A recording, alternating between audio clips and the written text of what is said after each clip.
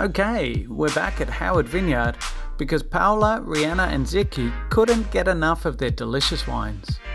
Last episode, we tasted their sparkling, and if you haven't watched that episode yet, you should. But today, we're going to try their prize-winning rosé and their top-tier Amos Cab Sav. So stay tuned as we dive right in and continue to discover what's behind the Howard Vineyard label. I am Priscilla. I'm Renata. I'm Paula. We've come all the way from Brazil To unravel the mysteries of the Australian wines. Let us take you on a tour and discover what's behind these famous labels. Come on! So now we're trying the rosé. I chose this wine because I really enjoy a particular variety that goes in here. That is Cabernet Franc. That is not so usual to have in here. And I heard that this is the first vintage that you're blending like a bit of other grape in there as well. Look, it's by necessity, probably more so than anything. Typically, this rosé has been 100% Cabernet Franc. However, 2020 threw at us a whole lot of challenges, and one of those being yields. So we just didn't get enough, basically. But this is even good, like because of the concentration of the flavor. So you probably have a good Cabernet Franc yes in there. and no, we did. Yeah, it is. It's lovely. This wine's really, really beautiful, and it's come up really, really nicely. We used Adelaide Hills fruit, so we add a little bit of Adelaide Hills Merlot. So it's also not an estate-grown fruit. Okay.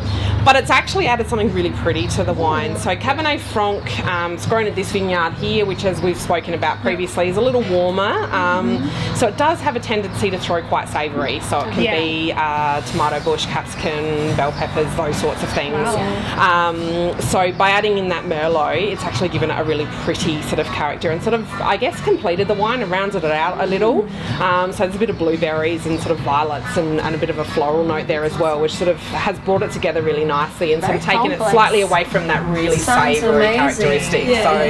So, I can't wait for that. Oh yeah, it's water I might in have the oversold mouth. it now. So with this, it's not just like it gets pressed and into tank and into bottle.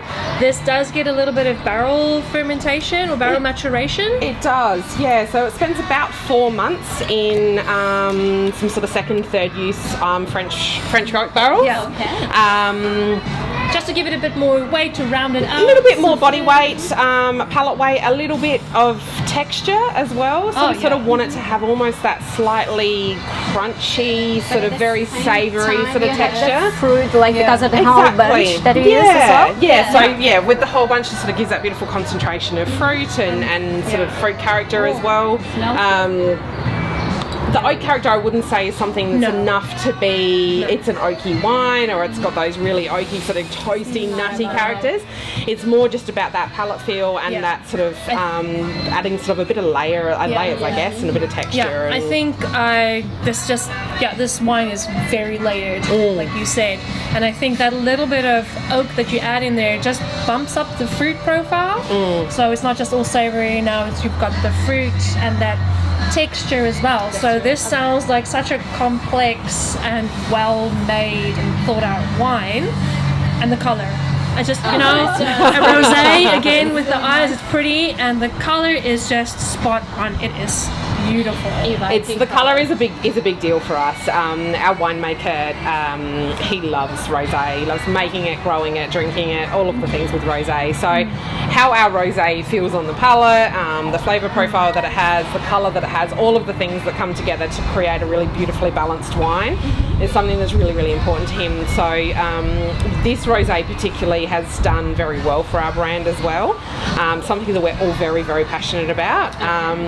We don't usually shout too much about trophies and awards and those sorts of things. However, this wine, the previous 2 vintages to this one was we did, yeah. So we were best rosé in the Adelaide Hills at the Adelaide Hills Wine Show, sort of 2 years running back to back. So that was pretty cool. That is well done. And I have to say, with all of those little things added in, the big picture in the glass here, it's just it is savoury. I do get that the tomato leaf and the capsicum, and then that floral red fruit as well, and the texture. the acidity is so You nice. have a lot of things like that. Yeah, there's a lot going on. There is, But for sure. it keeps on developing in the Yeah, glass as well. yeah. Kind of velvety as well. Like I can feel like it's Yes, like very a nice hint of smoothness. very smooth in your mouth. Yeah, so, and it lingers. it lingers in Yeah, and it's very, very soft, very smooth, very elegant. It's easy to drink. Yeah, a little too easy to drink. Very easy to drink. I would be happy to take this to a picnic. I mean, Yeah. I can just see myself drinking this on this lawn. Food wise, like just Yeah. drinking It's got summer. enough acidity to be really well balanced with basically any Yeah. sort of food that you wanted to throw at it as well. So, Because oftentimes people think rosé, oh no, that's just a have a drink with some ice cubes in it. No, this definitely no.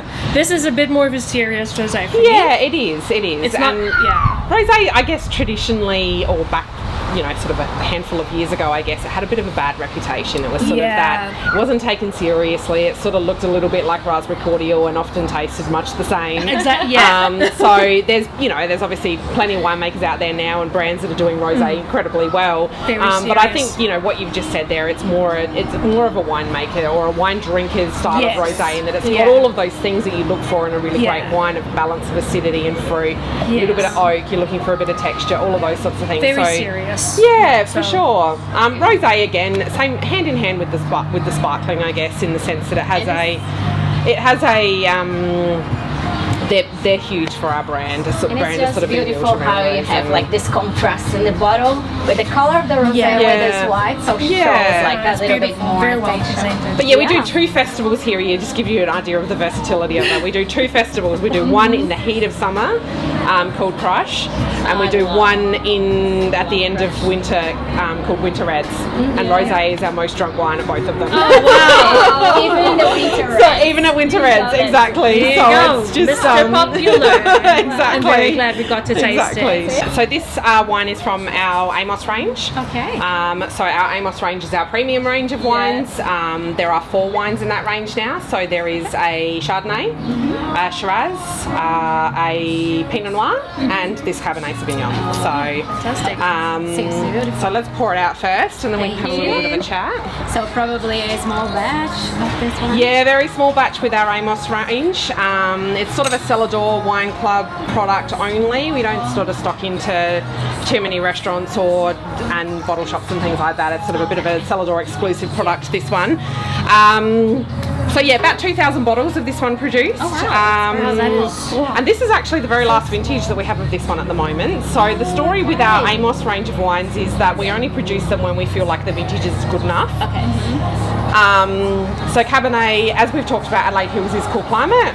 Cabernet is notoriously difficult to grow in a cool Yes. climate. Yeah, this is the last of Cabernet that we've got currently in the bottle. Okay. So waiting for the best vintage to come. Yeah, so we're sort of each vintage throws its own challenges at us, and that's not to say that we won't produce it again, but it does need to be good enough. There's no point compromising the reputation and the quality of the product to produce something that's sort of not quite to that right standard. So Is the vineyard just closing here? yeah, so Vineyard is this vineyard here. So sort of at the top of the hill, sort of at the higher point. With the Cabernet, there are portions of handpick. Being Cabernet, it's fairly hardy, so it doesn't. You don't see an awful lot of benefit in hand-picking Cabernet because it can probably be driven over by the tractor and still be fine. So the other Amos grapes in that range does get handpicked?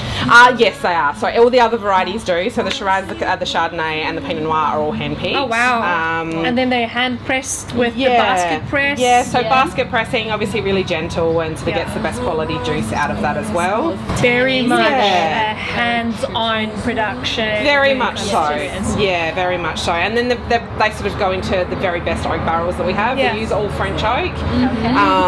And they go into a selection of barrels, so different toasting levels, different sizes, different oaks, all of those sorts of things. So they go into a really broad range of barrels as well. To help sort of, I guess, when we bring the end product together and blend those barrels together, that we're looking for all of the things that we need to sort of round out that wine and make it a complete wine. Little building So- blocks that you get Yeah, just for absolutely. layering Exactly. and just little small Exactly. components, each one bringing out something else.